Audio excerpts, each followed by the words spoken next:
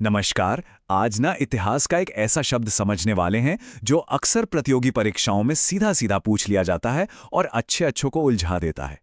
कभी हुआ है ऐसा कि नेट या पीजीटी जैसे एग्जाम्स की तैयारी चल रही हो और अचानक कोई ऐसा शब्द सामने आ जाए जो सोचने पर मजबूर कर दे कि भाई ये कौन सा संस्कार है, ये कौन सी प्रथा है? तो जी ऐसा ही एक शब्द है लाजा होम। और ये कोई काल्पनिक शब्द नहीं है, बल्कि 2021 की नेट जेआरएफ परीक्षा का एक असली सवाल है जिसने कई लोगों को वाकई में चौंका दिया था।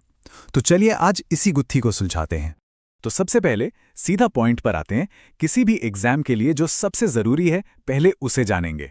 आखिर ये लाजा होम है क्या भला? तो सबसे जरूरी बात, लाजा होम विवाह संस्कार का एक हिस्सा है। अगर परीक्षा में सवाल आए कि लाजा होम का संबंध किससे है तो सीधा जवाब है विवाह। बस इतना याद रख लीजिए, नंबर पक्के हैं।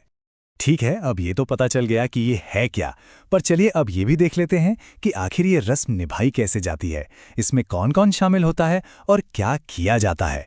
इस प्रक्रिया में 3 मुख्य लोग होते हैं। सबसे पहले दुल्हन का भाई, वो अपनी बहन को भुना हुआ धान देता है जिसे हम खील भी कहते हैं।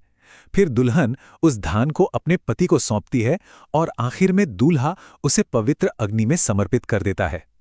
और हाँ, ये सिर्फ एक बार में खत्म नहीं हो जाता। ये पूरी प्रक्रिया मतलब भाई से दुल्हन, दुल्हन से दूल्हे तक और फिर अग्नि में आहुति, इसे आमतौर पर 3 बार दोहराया जाता है। लेकिन रुकिए, ये सिर्फ एक रस्म नहीं है।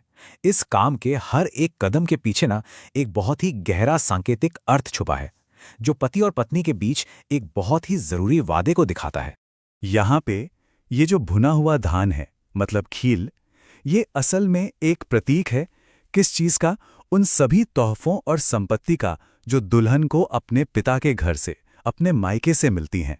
तो जब दुल्हन उस धान को अपने पति को देती है तो वो एक तरह से ये वादा कर रही होती है कि मैं तुमसे कुछ नहीं छिपाऊंगी, हमारे बीच पूरी तरह से पारदर्शिता रहेगी और जो कुछ भी मुझे मिलेगा मैं उसे तुम्हारे साथ साझा करूंगी। पर अब आता है सबसे दिलचस्प हिस्सा, दूल्हे का जवाब। जब दूल्हा उस धान को अग्नि में समर्पित करता है तो वो ये वादा कर रहा होता है कि हमें किसी और के दिए तोहफों की जरूरत नहीं है, हम दोनों मिलकर अपनी मेहनत से अपना जीवन खुद बनाएंगे। तो संक्षेप में कहें तो यही है लाजा होम का असली मतलब। पूरी पारदर्शिता, कोई छिपाव नहीं और मिलकर मेहनत करने का संकल्प। ये सिर्फ एक रस्म नहीं है बल्कि आत्मनिर्भरता की एक मजबूत नींव है। तो समझ रहे हैं ना, ये महज एक पुरानी रस्म नहीं है, इसका एक गहरा ऐतिहासिक और सामाजिक महत्व है जो इसे आज भी इतने सालों बाद भी बहुत प्रासंगिक बनाता है। इस प्रथा की जड़ें बहुत बहुत गहरी हैं। इसका जिक्र आपको मिलेगा प्राचीन हिंदू ग्रंथों में, खास तौर पर गृहस्थ स्तोत्रों में। ये वो ग्रंथ हैं जो गृहस्थ जीवन के नियम और संस्कारों के बारे में विस्तार से बताते हैं। इससे पता चलता है कि ये परंपरा कितनी पुरानी और महत्वपूर्ण रही होगी। और यहीं पर एक बड़ा सवाल उठता है ना, कि जैसे जैसे समाज बदलता है, क्या इन प्राचीन रस्मों के मायने भी बदल जाते हैं? क्या आज भी हम इन्हें उसी गहरी भावना से देखते हैं या ये सिर्फ एक परंपरा बनकर रह गए हैं?